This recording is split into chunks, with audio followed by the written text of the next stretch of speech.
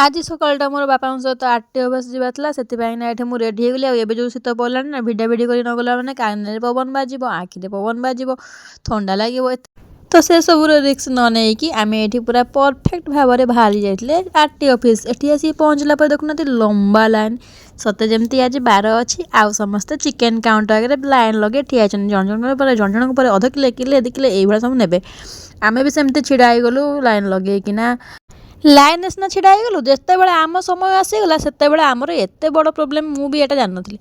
ଆମର phone number update ନାହିଁ, ଯେଉଁଥିପାଇଁ ଆମକୁ ଏବେ ଅଧଘଣ୍ଟା ଛିଡ଼ା ହେବା ପାଇଁ ପଡ଼ିବ। ମୁଁ ମୋର ବୁଦ୍ଧି ଖଟେଇକି ମୋ ଭାଇକି ଫୋନ୍ କଲି, ଆଉ ମୋ ଭାଇ ତ ପୁରା ସୁପର ବୁଦ୍ଧି ଖଟେଇଲା। ଆଉ ସାଙ୍ଗେ ସାଙ୍ଗେ କହିଲା, କିଛି ବ୍ୟସ୍ତ ନାହିଁ ଭଉଣୀ, ତୁ ମାତ୍ର 10 ମିନିଟ୍ ଅପେକ୍ଷା କର, ମୁଁ ସାଙ୍ଗେ ସାଙ୍ଗେ ରେଡ଼ି କରିଦେବି। ଆଉ ସବୁ କିଛି କାମ ବି ମୋ ଭାଇ ସୁରୁଖୁରୁରେ କରିଦେଲା।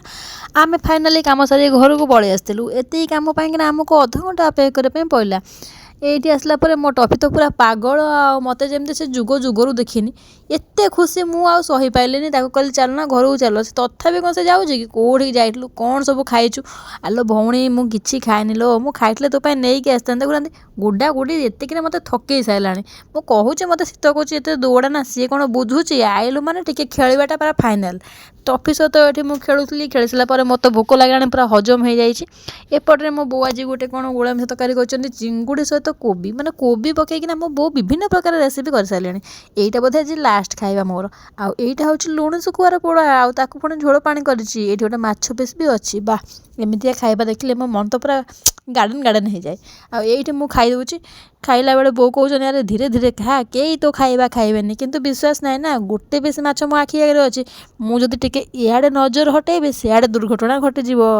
ମାଛ ଖାଇଲା ବେଳେ ମୁଁ କାହା ଉପରେ ବିଶ୍ୱାସ କରେନା, କେବଳ ଫୋକସ୍ ରହିଥାଏ ମୋର ମାଛ ଉପରେ ଆଉ ମୋର ଖାଇବା ଥାଳି ଉପରେ।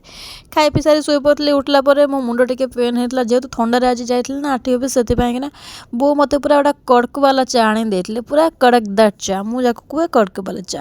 ଆଉ ଏଇ ଚାଟା ପିଇଲା ପରେ ମୋତେ ପୁରାପୁରି ଫ୍ରେଶ୍ ଲାଗିଥିଲା। ଏଇଟା ଆକ୍ଚୁଆଲି ହେଉଛି ନାଲି ଚା, ଯେଉଁଟାକି ମୋର ଅଲ୍ ଟାଇମ୍ ଫେଭରେଟ୍। ତ ସନ୍ଧ୍ୟାବେଳେ ବାପା ଟିକେ ଯାଇଥିଲେ ଆମର ମହୋତ୍ସବ ପଡ଼ିଆ ବୁଲିବା ପାଇଁ ନା, ମୋ ପାଇଁ ଆଣିଥିଲେ ଢେର ସାରା ଗୁଗୁନି, ତା ସହିତ ଅଣ୍ଡା ଚପ୍ ଆଉ ଅଣ୍ଡା ରୋଲ୍, ଯେଉଁଟାକି ମୁଁ ଆଗେ ଖାଇ ଦେଇଥିଲି। ହେ ଭଗବାନ, ଆଜି ମୁଁ ସକାଳୁ କାହା ମୁହଁ ଦେଖିଥିଲି କେଜାଣି, ଏତେ ସୁନ୍ଦର ସୁନ୍ଦର ଖାଇବା। ଦୟାକରି କାଲି ବି ସକାଳେ ତାରି ମୁହଁ ମୋତେ ଦେଖାଇଦେବ। ଏତିକି ମାତ୍ର ଆପଣଙ୍କ ପାଖରେ ମୁଁ ଗୁହାରି କରୁଛି। ଭିଡ଼ିଓଟିକୁ ଲାଷ୍ଟ ଯାଏଁ ଦେଖିଥିବାରୁ ବହୁତ ସାରା ଧନ୍ୟବାଦ।